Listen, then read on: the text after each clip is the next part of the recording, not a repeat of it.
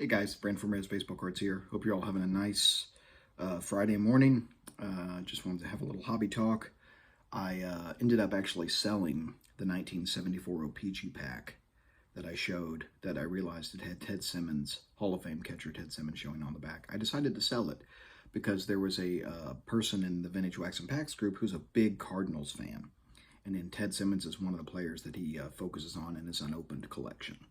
And so I sold it, and I actually ended up buying, so far, about 2 packs with the proceeds from that. So I was able to make a reasonable profit, and I bought some really cool packs, including a 1980 O-Pee-Chee wax pack, which is a project I'm working on. I have to find an empty box of 1980 O-Pee-Chee, and I'm going to try to fill it with 36 packs, and this will be my 18th 1980 O-Pee-Chee pack.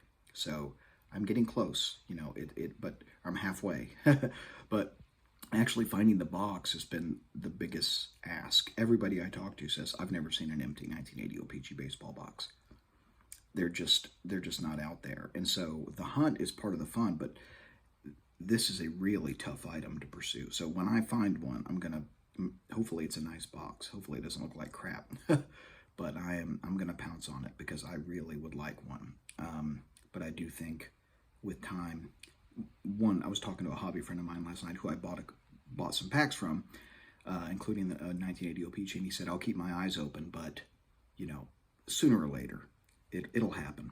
And it will. You just have to be persistent, and you have to keep hunting, right? And that's what collecting's all about, the pursuit.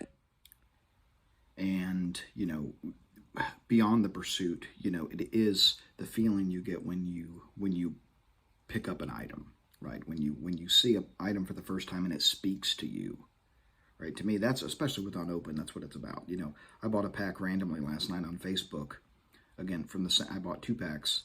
I bought a pack that I just randomly saw at the right time in the Vintage Wax and Packs group, and it spoke to me. And I said, I'm just going to pull the trigger on this pack. It's a nice pack. And then after that, I sent the seller a message and asked, do you have any raw 1980 O-Pee-Chee wax packs? Because, this seller, he's a friend of mine. I've talked about him on this channel. His name's Tim. He's one of the gurus in the group. You buy a pack from him, you know it's good, and he knows what he's talking about with unopened. He is one of the true authorities on unopened in this group that has over 16 or 17,000 people in it now, right?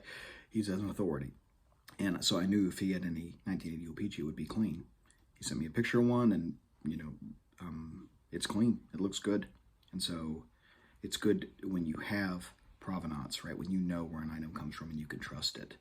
Sometimes that's worth even paying a little bit more, right? I might have overpaid a smidge for the 1980 O-Pee-Chee pack, but I'm not going to say what the other pack that I bought from him is. I'll show that on camera. I'll show both on camera, but I'll be happy when it gets here. It ships out today, so now the process of waiting for the mail begins. But hope you all have a great weekend. Keep collecting vintage and open baseball, everybody. Take care of each other.